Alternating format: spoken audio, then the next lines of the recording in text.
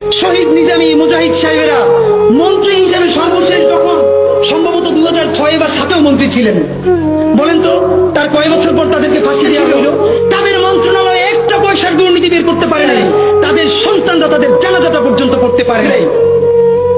প্রথম আলোর প্যারালাল কাছাকাছি একটা পত্রিকা কি আমরা দাঁড় করাইতে পারছি? হবে।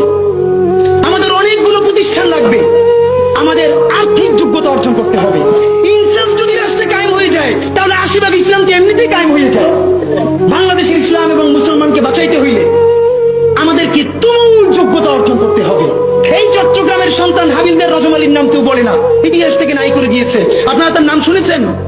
সিপাহী বিপ্লবে যদি দুইটা নাম থাকে, এর একটা মঙ্গল পান্ডে আর একটা হাবিলদার রজমালি, ইতিহাস পড়িও না, নতুন করে তৈরিও করি না, পাবলিকেশনও বানাই না, শুধু রাস্তা কাঁপাই দিলে হবে না ভাই। হাবিলদার রজমালি এই ব্রিটিশদের বিরুদ্ধে পার্বত্য অঞ্চলে যুদ্ধ করতে করতে পার্বত্য চট্টগ্রামের ঘোড়া নিয়ে ঢুকে গেছে। একটা সময় সঙ্গীহারা হয়ে গেছে, ব্রিটিশদের কাছে জীবন দিবে না, এই জন্য তিনি চিরতরে পার্বত্য চট্টগ্রামের ভিতরে ঢুকে গেছে, আর ব্যাক করেন নাই। তিনি মনে করেছেন যুদ্ধ করতে করতে প্রয়োজনে হারিয়ে যাব, তবুও আমার স্বাধীন জীবন ব্রিটিশ বেনিয়াদের কাছে হত্যা হইতে দিব না। সেই হাবিলদার রজমালি